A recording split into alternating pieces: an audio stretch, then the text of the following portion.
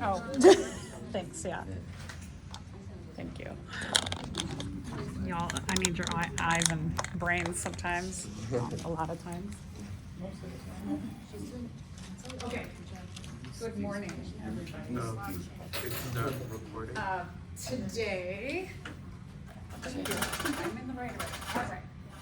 Today we're going to go over cellular respiration. I don't think we'll get to photosynthesis. Yeah. We will set up lab 9, and then that'll be relatively quick to set up, and then do lab 10 for homework then as your lab time. You could certainly just sit in the classroom and you do it on a computer. You use a computer and then you fill out your lab. You could do it right in lab if you want to just get it done. Your other homework, of course, study your objectives, write them out, review them, quiz yourself, right? Review, quiz. There's a lot of information in this unit, and so you really, if you have not started working on studying and writing out the objectives, get on that because this is a big unit. Thursday, we'll finish up photosynthesis, or get to it, and then we'll do lab. We'll write up lab 9. All right, so cellular, yes? I was wondering, do you have like a date for the next exam? Oh, yeah. We're on schedule, so what it says in the syllabus will be, yeah, sorry, I don't know it offhand. No, it's okay. No, totally fine. I'll look it up during lab. Okay. Yeah. So we talked about enzymes and metabolic pathways and energy. The next 2 chapters, we're going to be taking all the things that we talked about in the last 2 chapters and applying them specifically to 2 very large and very important metabolic pathways. So one is cellular respiration and the other is photosynthesis. One of the things that I think is totally bonkers about this is that one's an exergonic reaction that feeds an endergonic reaction. And so when we have photosynthesis, we end up with an energy source that fuels cellular respiration. So we have those 2 that go together. Evolutionarily, it's pretty wild that you have these major metabolic pathways that work as kind of a larger system, the same way very small, intricate systems work within themselves as metabolic pathways. So just a wild evolutionary thing. Cellular respiration. We're talking about, of course, the cellular level. So teeny cells. This is happening within each cell, and they are respiring. So just, think about what this means in the greater context, that what you're doing is respiration. You are breathing in oxygen, and you are getting rid of the waste product of carbon dioxide. And that act is in conjunction with the diffusion of oxygen into your blood, so from your lungs. In your lungs, you have all of these little tiny sacs that make up your lungs called alveoli, and around those sacs are all kinds of little tiny capillaries or blood vessels that are absorbing via diffusion of the oxygen, high concentration in your lungs, to low concentration in the blood. So oxygen goes from high to low concentration, diffuses without the cost of energy into your blood, and then your blood brings that oxygen out to every cell in your body. High concentration in the blood of oxygen to low concentration in the cells, because your cells use up any oxygen very, very quickly. So diffuses oxygen into your cells. This process of cellular respiration utilizes that oxygen to help break down your food sources, and you get a buildup very quickly of carbon dioxide. Carbon dioxide, high concentration in your cells, diffuses low concentration in your blood, and then your blood carries that back to the lungs, and then we breathe that out. So huge connection between the respiration of the whole respiratory system and the respiration of your individual teeny microscopic little cells to utilize that oxygen and get rid of that carbon dioxide. So I always think, like, when we put that together, It's pretty wild, right? That we have a whole system that helps individual cells to get fed. All right, so I kind of talked a little bit about this importance. When we look at the equation for cellular respiration, we use oxygen and the energy from, I'm going to say quote unquote, glucose. Glucose really, when we're talking about our equation for cellular respiration, glucose, when we say oxygen, O2 plus glucose, make carbon dioxide, water, and 36 ATP. That glucose, the oxygen plus the glucose really is a placeholder for any of your food sources. That your food sources funnel into this metabolic pathway at some point, and we'll address that later in lecture. When we're talking about oxygen as a part of cellular respiration, because we utilize oxygen as a very efficient way to break down our food, our form of cellular respiration we are starting to talk about right now is called aerobic. Aerobic refers to oxygen. Like if you do aerobic exercise, by doing aerobic exercise, you start to breathe in a lot of oxygen quickly. We need more oxygen during aerobic respiration to help break down food sources to keep all the muscles we're using during aerobic activity to fuel our muscles to keep us going aerobically. So we're first going to talk about the process of aerobic cellular respiration, and then we'll talk about what happens when you don't have a ton of oxygen available. We go into what we call anaerobic, and we'll talk about fermentation as an offshoot of that later. So again, aerobic refers to the oxygen that we're utilizing to break down our glucose represents food. What we get when we use oxygen to help break down our food sources, we get 36 ATP. And I'll address this in just a second too, is why this is so great using oxygen, you get so much ATP. And almost all cells on the earth utilize aerobic cellular respiration to break down their food. So here's another kind of like in terms of evolution that points us to the idea that we, as an organism on the earth, we have evolved with a common ancestor with all organisms on the earth because we all do this way of breaking down our food in very similar ways. It's not exactly the same for every organism, but it is so similar. Okay, so cellular respiration, as I mentioned, is an opposite reaction of photosynthesis. The products of photosynthesis fuel cellular respiration.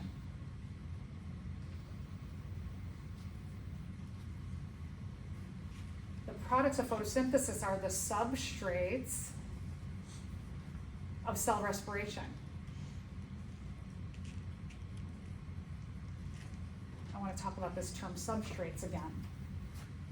When we started talking about enzymes, what we said was that when you have an enzymatic reaction, when those reactants bind with an enzyme so that an enzyme can efficiently fuel this reaction, that when an enzyme binds to a reactant, we now call the reactants substrates. So this should remind you that this process of photosynthesis as well as cellular respiration are enzymatically facilitated.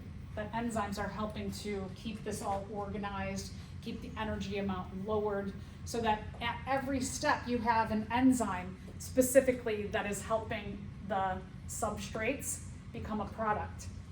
They're calling the substrates over. Come here, I need you. And then they're making the product.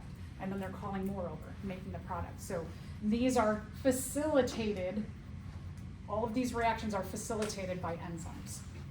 So that's why we talk about enzymes for a whole chapter leading up to these two large metabolic pathways. And then all the products of cellular respiration are the substrates of photosynthesis. So for example, the carbon dioxide that we breathe out is utilized by plants, algae, and cyanobacteria, the three autotroph groups, the groups that undergo photosynthesis. They utilize our waste product of carbon dioxide with sunlight and water, and they take those and they make the products, which are oxygen and food. And then the oxygen and food are the substrates of cellular respiration. And then what we breathe out goes back to helping make more of the food that we need and the oxygen we need. So it's pretty cool to think about it in that way. So let's look at those equations. Glucose, remember again, glucose represents any kind of food in general. All your food sources funnel into the process of cellular respiration at some point.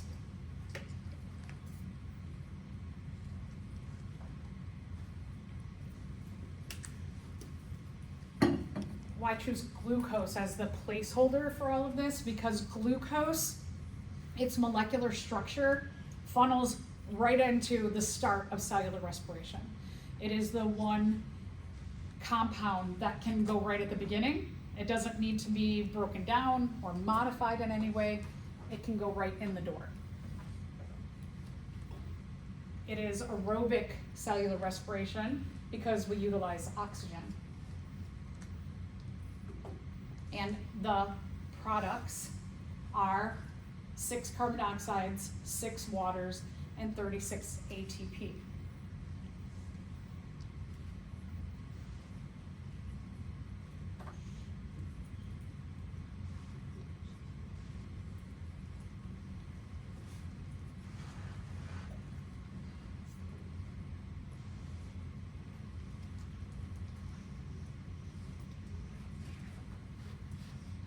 Okay, so photosynthesis, let's take a look at these products.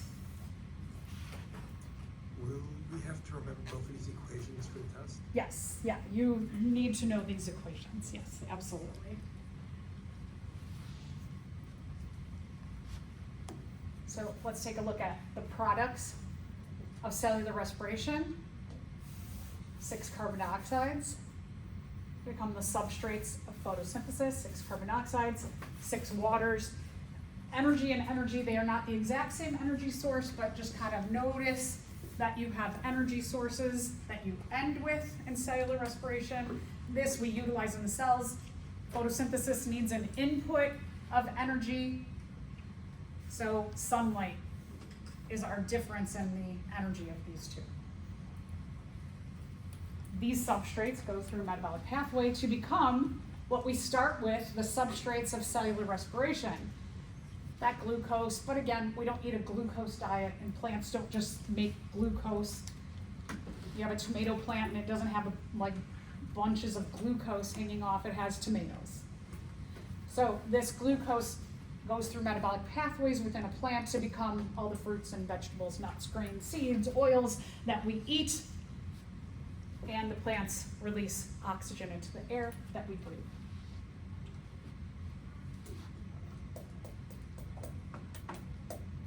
All right, so let's remember back to our organelles. Do you remember which organelle is the organelle that undergoes cellular respiration? D. Yes, good. Okay, so the mitochondria is where the majority of cellular respiration happens. Now, I'm very specific in saying the majority because there is one step that happens right outside the mitochondria in the cytoplasm, but it's right there, and then the rest of cellular respiration happens inside the mitochondria. So if you remember a little bit about cellular respiration and the if you remember a little bit about the mitochondria and what it looks like, it looks like this. All of our organelles have a double membrane layer, just like when we were talking about the phospholipid bilayer. We always have 2 things when we're talking about eukaryotic cells. Eukaryotic cells, all of the organelles have a double membrane layer.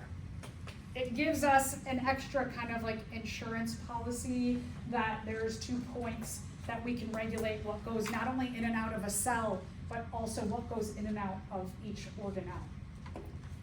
When you take a look at the mitochondria, this yellow is the outer layer, the outer membrane, and the orange is the inner membrane. Now, another, just I think cool things about the way that, for example, this organelle has evolved is that its second membrane, or its inner membrane, it has folds in it. And the idea of folding when we're looking at organelles or organs or tissues, whenever they have folding, what it does is that it allows for a greater surface area in a smaller space. So if we took the inner membrane and we stretched out this orange membrane, if we took it out, took that orange membrane and we stretched it out, this size, let's say that the outer membrane, the yellow membrane only equates to about this big, I'm just making this up, but we took this orange membrane out and we stretched it out, it would stretch out to be like this big. So that with those folds, it could fold, a greater surface area into a smaller area. And not only our organelles utilize this folding as a way to create more surface area or space, also things like our intestines do it. Our intestines, our small intestine is the longest organ in our body because it has all these tubes that are folded into this area. Our lungs have all these little sacs within. Our circulatory system has all of these branches. So you see folding or branching, it's utilized as an evolutionary way to make a lot more surface area in smaller spaces. Within these folds, we'll see a lot of action happens in terms of cellular respiration. Again, because we're talking about the facilitation of enzymes at every step, we're going to say that the majority of what happens in cellular respiration happens inside the mitochondria, but the first step happens just outside. So that's why I say in cells, most of the enzymes are utilized inside of the mitochondria, but that first step, some enzymes for cellular respiration are just outside. All right, so if we just kind of lay out the equation for cellular respiration with all of the steps, we have this process here. So if this is the inside of the mitochondria, this orange part, and the blue part is the cytoplasm, the first step of cellular respiration happens in the cytoplasm. It is called glycolysis, and it starts breaking down glucose immediately. Glucose goes through glycolysis, facilitated by enzymes, and it becomes 2 pyruvate molecules, and we'll get into that in more detail. And if oxygen is available in that cell, if that cell has oxygen in it, that's your ticket to go into the mitochondria and then complete cellular respiration. We'll talk later that at this step, when glucose is broken down into pyruvate and oxygen is not available, it stays in the cytoplasm and it undergoes a process called fermentation. They also refer to it as anaerobic respiration. An means without. So if you do not have oxygen available, it goes to anaerobic respiration and then goes into fermentation, and we'll talk about these products that we get, which are not as good as having oxygen available. Inside of the mitochondria, after you get the pyruvate, you're going to get the majority of your ATP made, your oxygen, it becomes water, carbon dioxide. You could see 2 ATP are made in the process of glycolysis, but again, the majority of our ATP are made inside the mitochondria. All right, what about plants? Oh, look, I made the answer. I did that totally wrong, so yes, plants have mitochondria. So don't forget that one of the great things about plants is that they can go through photosynthesis and make glucose and oxygen in the chloroplast, and then from the chloroplast, those products become the substrates that go into cellular respiration. All this is happening in one cell. So that's pretty cool, right? Like we have to go out and seek out food, whereas plants can just sit there and be like, they can absorb the energy from the sun, and they can take the oxygen and the products of the products of photosynthesis and go right into cellular respiration. So in one cell, they can feed themselves. That's why they're called an autotroph, a self-feeder, because they could just utilize water, carbon dioxide, and sunlight, make their food, and then fuel their cells right there. Wouldn't that be great? Especially now, food costs are so expensive. If you could just be like, I'm hungry, let me go sit outside for a moment. Okay, cool, I'm fed. And you don't have to go and spend money on food.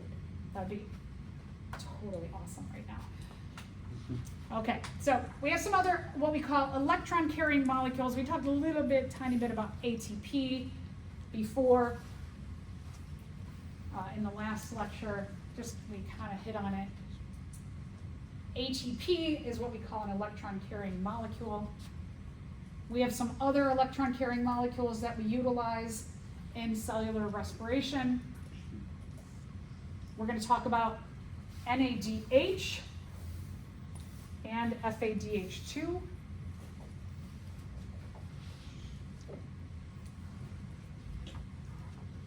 What happens with those?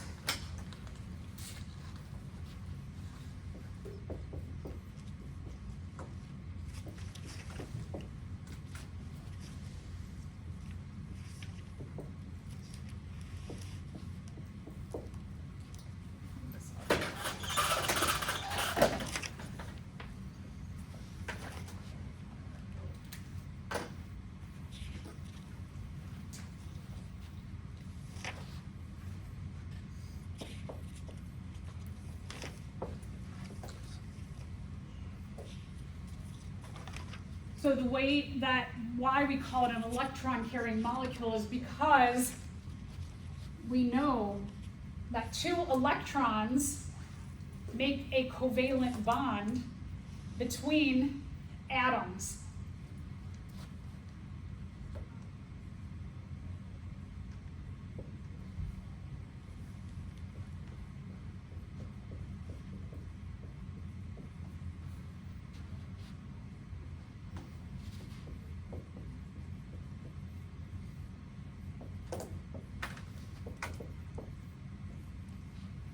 That when we're taking a look at how that NAD plus a H plus, here we have two positive ions utilizing two electrons to make a covalent bond between the NAD plus and the H plus to make NADH.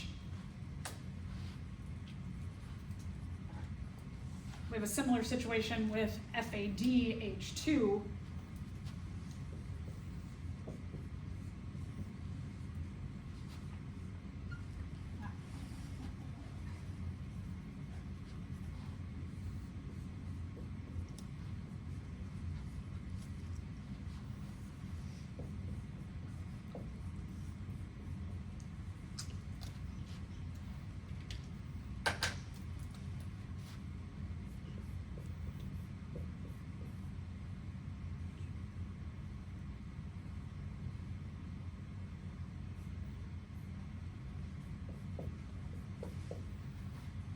That FADH2, the FAD plus here,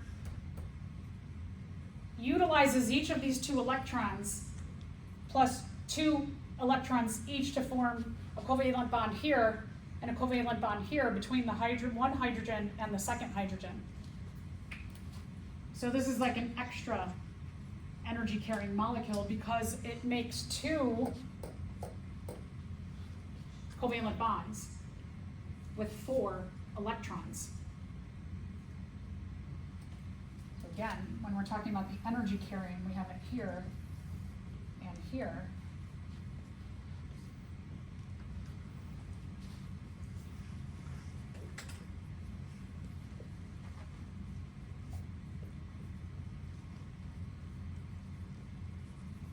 So that you have 2 different covalent bonds that are carrying the potential energy that's found in making covalent bonds. I'd like to point out specifically, what do we mean by that? What's happening? What do you mean by energy carrying? That we have that potential energy stored. When you make a bond, you store potential energy. When you break a bond, you make kinetic energy, the energy of movement, energy that's going to be utilized right now.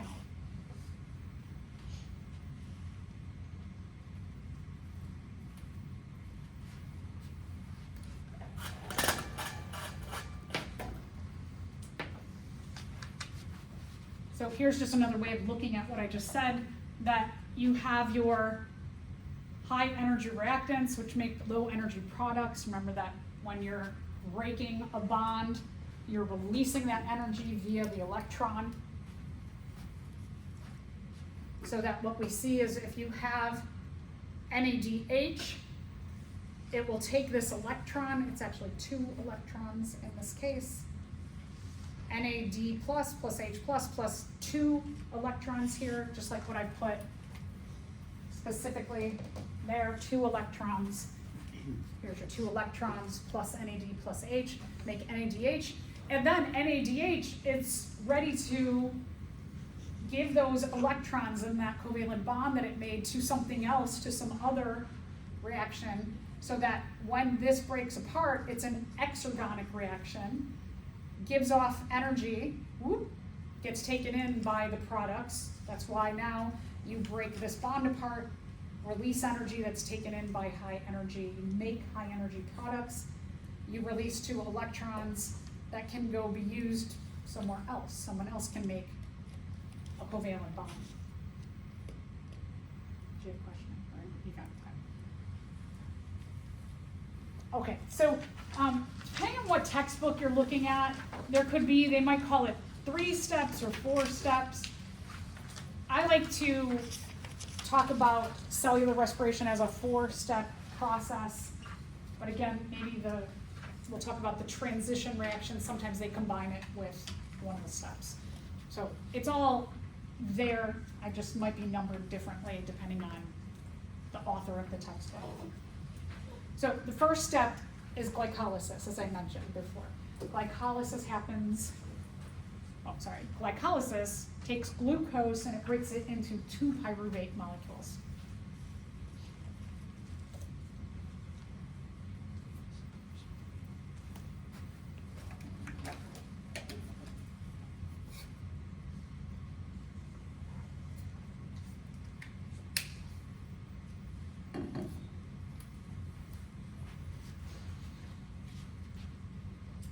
We end up getting 4 hydrogens that are released. They'll get utilized later. Also, free electrons that can be used.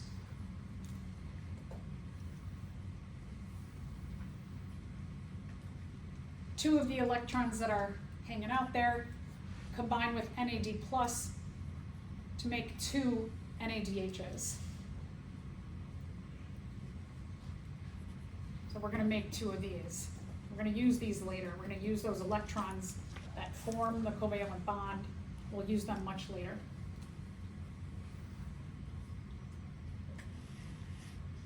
We've got 2 extra hydrogens hanging around. We used 2 of the hydrogens to make the 2 NADHs. We made 4 hydrogens available in this whole process of glycolysis. They're going to be used later.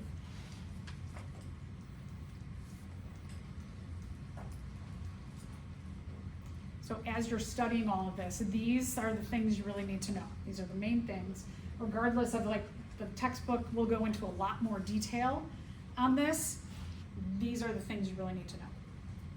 As I mentioned before, the process of glycolysis does not happen in the mitochondria. This happens just outside. So it does happen in the cytoplasm. Oxygen, doesn't matter. If you have oxygen or not, glycolysis will happen. At this point, if you have oxygen, you go into the mitochondria. If you don't have oxygen, you stay out in the cytoplasm. In glycolysis, we make 2 ATP. The equation for cellular respiration is glucose and oxygen make carbon dioxide, water, and 36 ATP. in this first step, we only make 2 of those 36. So this is the process of glycolysis. What you really need to focus on, this just gives you like a bigger picture of the steps.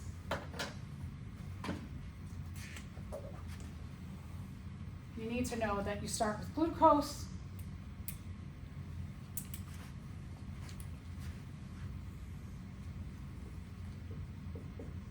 You make 2 NADHs.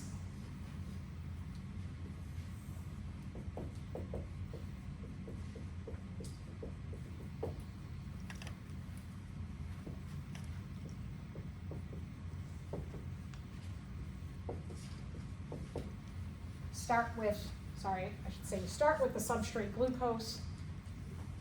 You don't need to know fructose bisphosphate or G3P. You don't need to know those.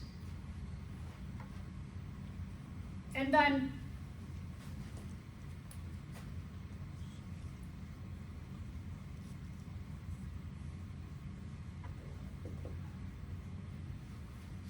in this first step of glycolysis, you break down 2 ATP, but in the last step of glycolysis, we make 4.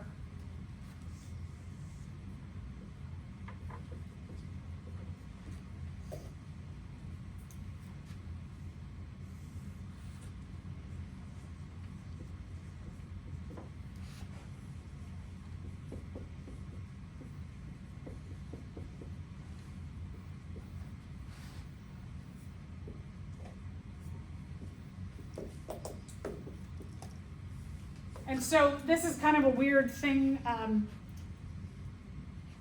that in the first step of glycolysis, you break down 2 ATP. So you need some ATP to fuel this. But in that last step, you make 4.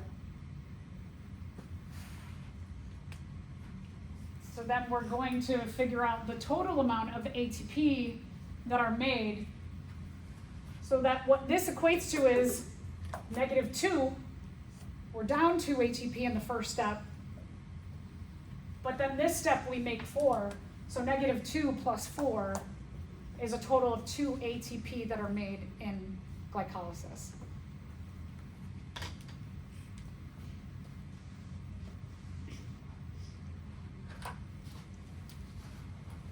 So again, start with the substrate glucose,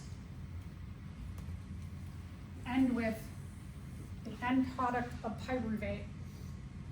You make 2 NADHs, and you make 2 total ATP. So those are the 4 things you need to know.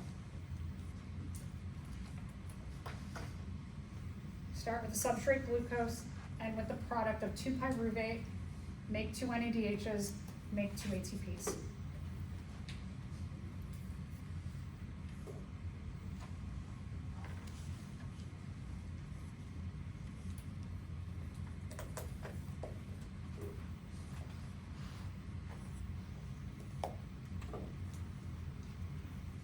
So that's the first step. We are going to say that we have oxygen available. So in having oxygen available, we're going to go to the mitochondria. We're going to get inside. It's like our ticket to go inside the mitochondria, having oxygen at this step. What happens next, I like to point this out as like its own little individual step because I think it's like key. Some authors also think it's key to call this a transition reaction. We are transitioning from the cytoplasm into the mitochondria. So again, some people point this out as its own step, some people combine it with the third step. So it just depends on the author. Step 1 was outside the Yes, mitochondria? yes. Glycolysis is step 1. It happens outside the mitochondria in the cytoplasm. If we have oxygen present, we do this transition from the cytoplasm into the mitochondria. Our 2-pyruvate become our substrate of the transition reaction. We made those 2-pyruvate at the end of glycolysis. They get broken down into two, what we call acetyl groups. And 2 carbon dioxides are respired off.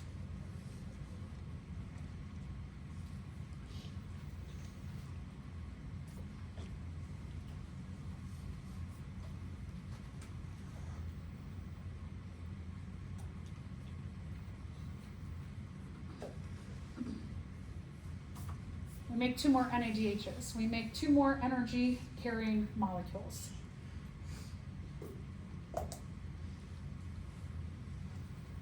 This occurs in what we specifically call the matrix of the mitochondria.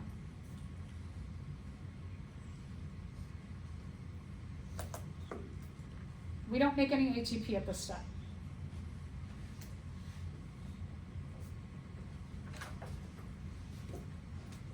So as we go, you can see that we're keeping track of what are the substrates, what are the products, how many energy carrying molecules do we make, and then specifically how many ATP energy carrying molecules do we make, and where things happen. All right, so we have oxygen, we go into the matrix of the mitochondria. This is very quick what happens. Our 2 pyruvates go through a quick reaction into the mitochondria to make this 2 acetyl groups, specifically called acetyl-CoA. We respire off 2 carbon oxides. We make 2 NADHs. You can see no ATP are made. All right, that leads us to the third step.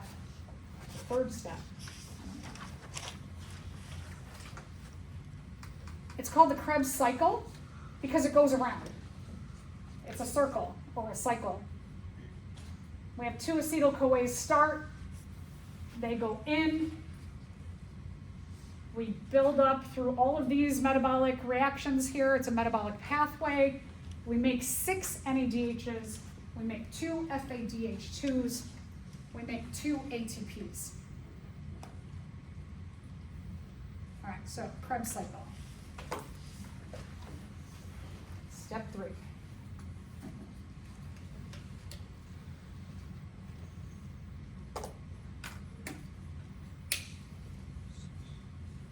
We give off 4 carbon dioxides. So we gave off 2 in the transition reaction and 4 in the Krebs cycle. So that accounts for our 6 carbon dioxides in the process of cellular respiration. So we've done now the respiration, the exhalation of carbon dioxide. All 6 they're gone. We build up all kinds of energy carrying molecules in this step. 6 NADHs, 2 FADH2s, and 2 ATPs. So we're at step 3 of cellular respiration. If we're counting our ATPs, we made 2 ATPs in glycolysis, and we made 2 ATPs in this step.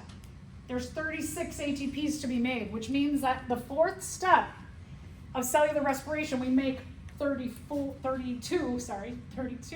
ATPs. So a lot of action is going to happen, and taking the NADHs and the FADH2s we've made along the way and giving the electrons the energy from breaking open our FADH2 and our NADHs to making all those ATPs that we need to still make. This also occurs in the matrix. The matrix is that inner membrane. The matrix is outside the inner membrane. No. The matrix is inside, all the way inside the inner membrane. I said a lot of things. The matrix is the inside of the inner membrane. Matrix is the inside of the inner membrane. That is the true piece of information that I just messed up. So we get all the way to the inside of the mitochondria for steps 2, and 3. And again, only 2 ATPs are produced. But we made a lot of NADHs and FADH2s, so that's important here. Okay, so now we're going to go to step 4. A lot of action happens in step 4. This is called the electron transport system. Sometimes it's referred to as the electron transport chain.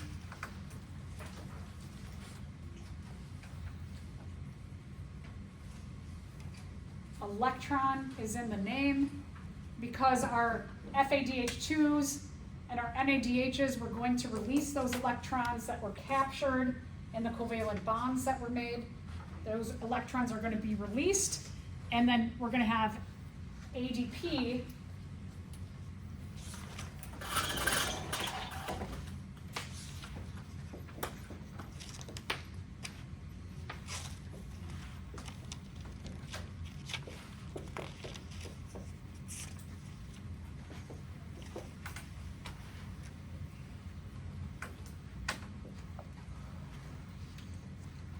So what is going to happen is that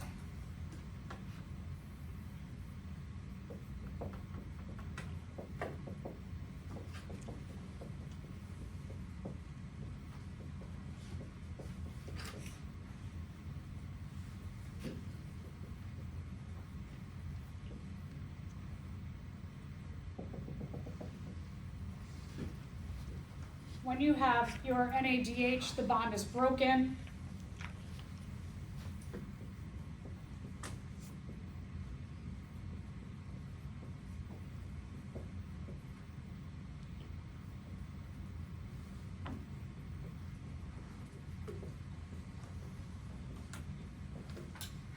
Our covalent bonds are going to be broken here, this one, and that one, and that one. Those get broken, they give energy to fuel this reaction, they give electrons to fuel this reaction. So for every ATP that we have, you need an ADP, a P, 2 electrons, and an input of energy. What it looks like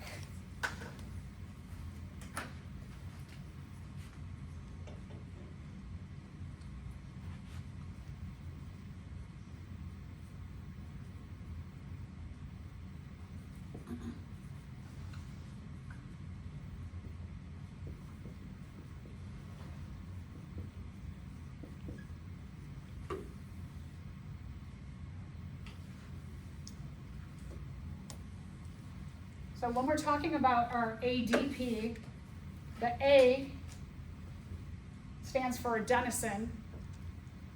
The DP stands for, I should say, M2, stands for 2 phosphates plus another phosphate. So we got di, 2 plus 1 more makes 3. Our ATP stands for triphosphate.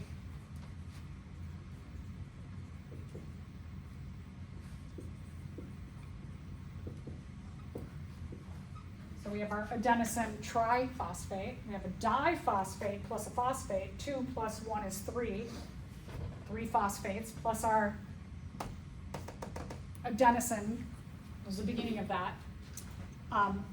What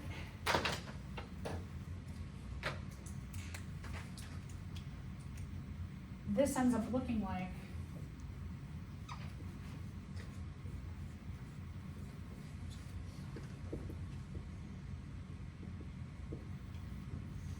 is you have an adenosine plus 1, 2, 3 phosphates.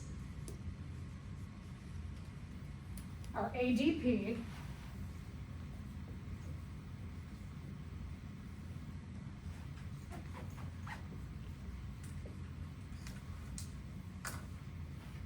ADP is adenosine plus 1, 2 phosphates.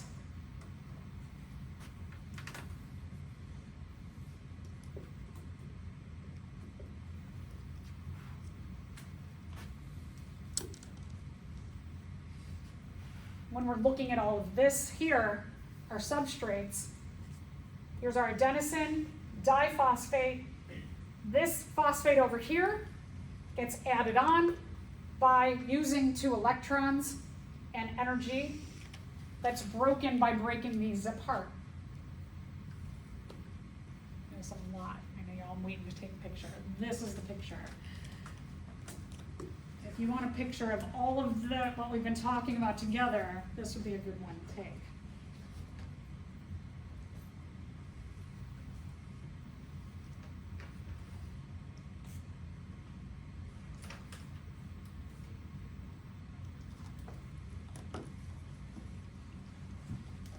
So again, as we have gone through the steps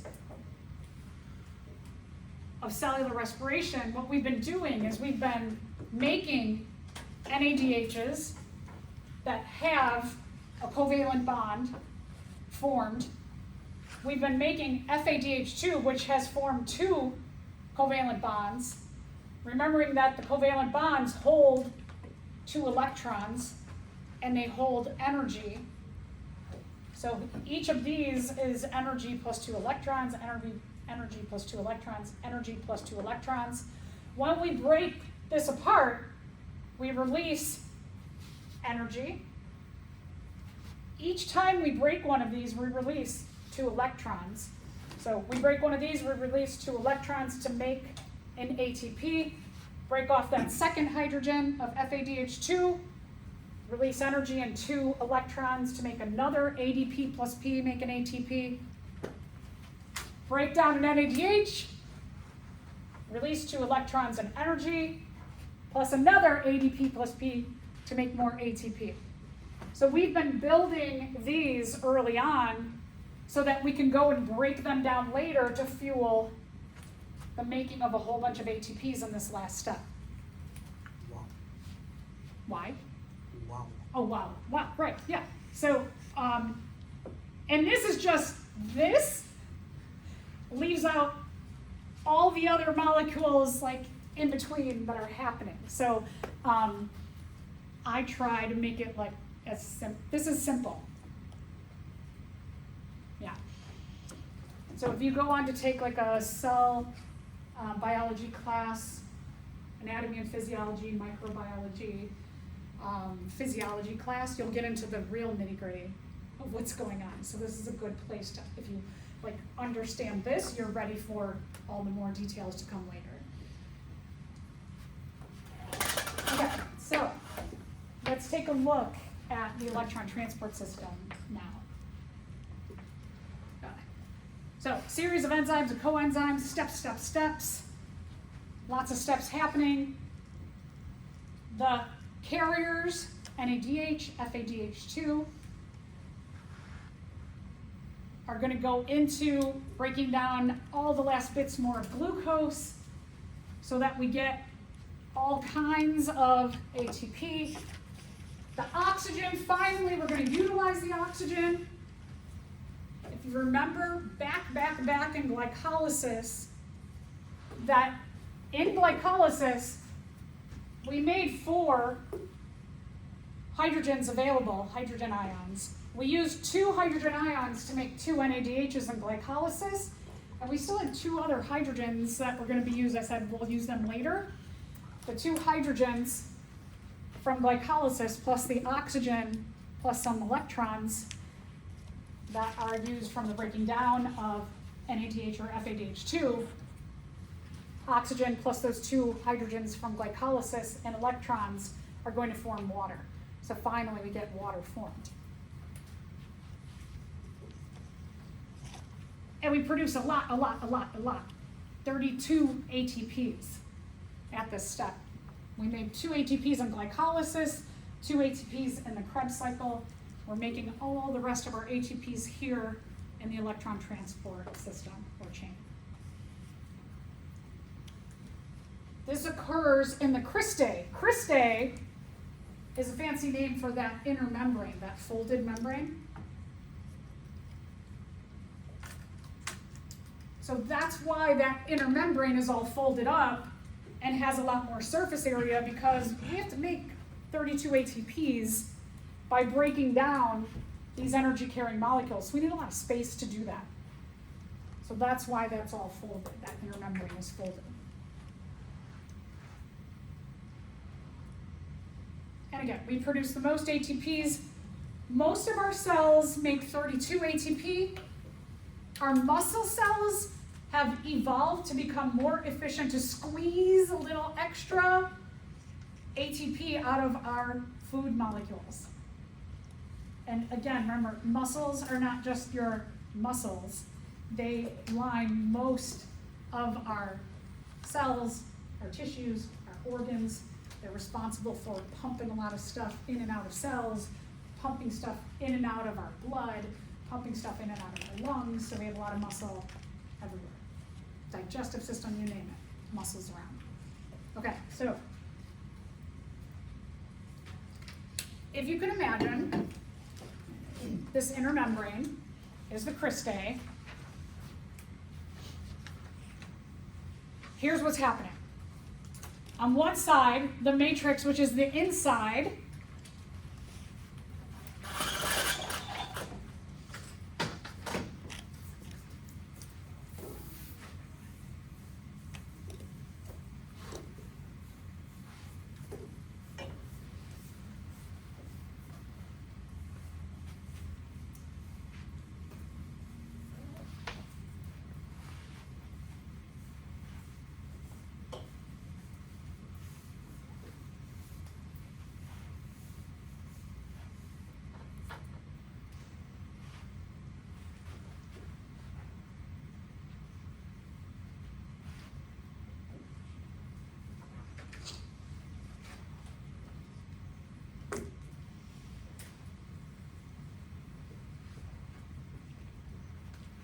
okay, so the matrix is that little matrix up there. I can't write it on the board up there, the wall. Matrix is all the way inside the inner membrane, the most inner part of the mitochondria. So this is in the inside of the mitochondria. This is the outside of the inner membrane, of the intermembrane compartment. It's between the cristae and the outer membrane.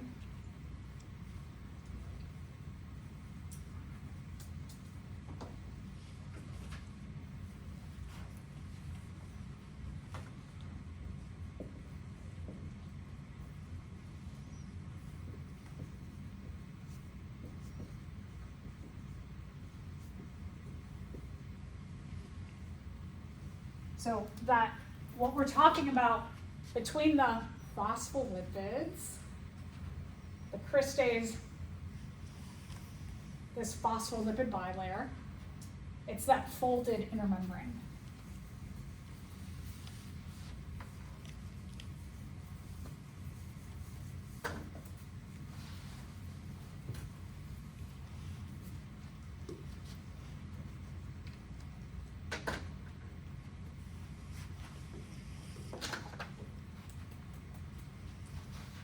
So that should give you a little context of where things are happening.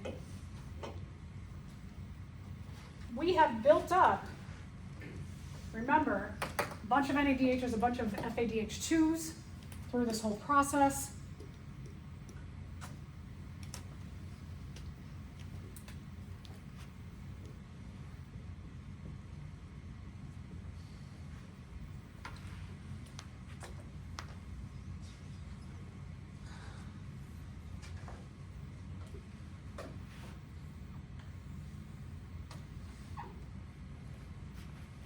So remember,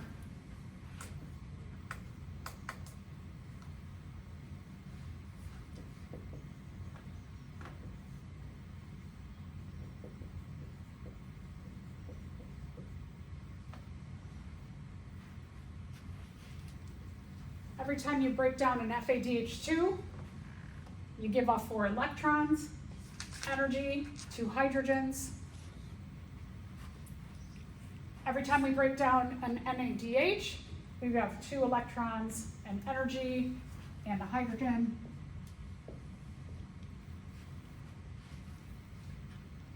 And these are going to go through, specifically they're going to utilize some proteins within the membrane of the cristae to use the energy and the electrons .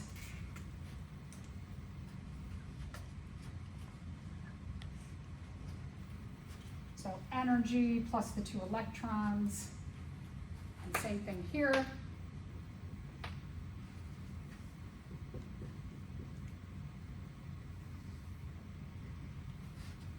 that the NADH is going to use energy and 2 electrons. The FADH2s, when we break them down, energy plus 4 electrons. We're producing a bunch of hydrogens from here and here. And then those hydrogens are going to go over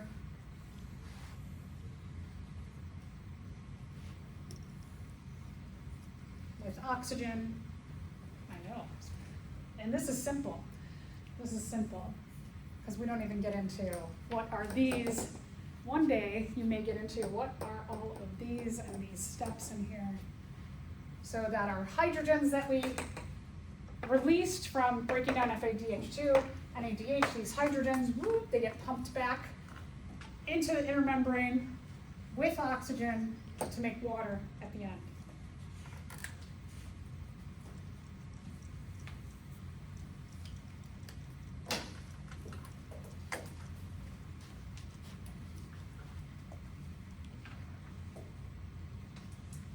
Yeah, if you want to take another picture of my mess. It's complicated. It's so complicated, but it's so perfectly orchestrated. Isn't that quite amazing?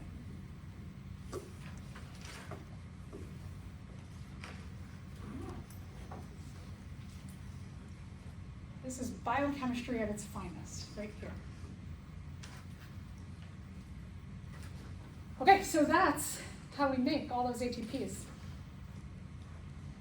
to simply put it. And then this gives you a little more detail about the hydrogen pump. One day, some of you will go on, and then you'll learn a little bit more detail, but then you'll learn the names of all of these pumps.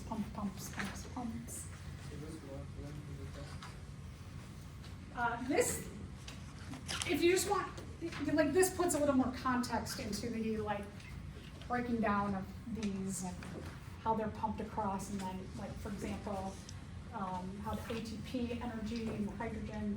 I don't get into the hydrogens pumping across to make energy either. It cut out some of the details just to make it more simple, but you can see, like, these hydrogens are going to get pumped back to the oxygen to make the water. A little more detail. I mean, the last one that I did is kind of the level you need to know. This, if you just want to see the context, there's some more context.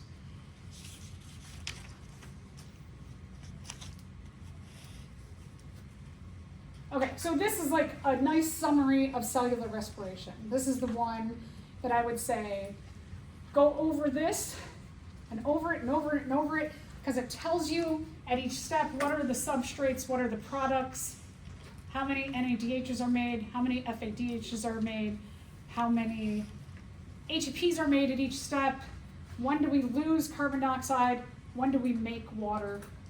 It's all there for you.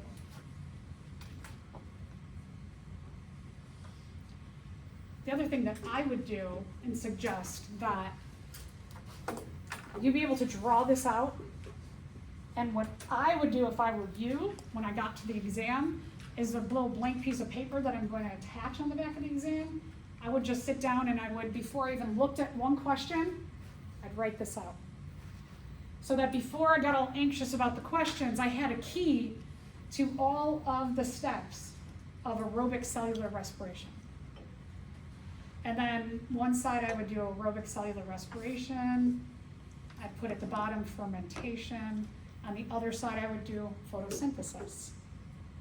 So then you could rip off that back page and you could sit, and every time you have a question like that says, when is the most carbon dioxide lost in cellular respiration, you could go to your key and go, oh yeah, here, at the Krebs cycle. The answer is Krebs cycle. When is water made? Water, electron transport chain, water's made. When are the most ATP made? Here, electron transport chain, made. When is the most FADH2 made? Krebs cycle. So it's nice to be able to have the benefit of writing things out so that you have a key. And this will also, knowing this and writing it out, will lower your anxiety greatly on the exam, and will also give you confidence in that I know this. So there's a lot of benefits to using my advice. Again, my advice, you don't have to take it, but there's that. Okay, we'll stop there. Today, we're doing two things in lab. One, we're going to set up your lab 9s. Each of you is going to make a station with yeast. I will make the no yeast station. And then we'll talk about making a schedule as a class. I'll talk about that when we get in there. And then you also, for homework, lab 10, do lab 10 for homework.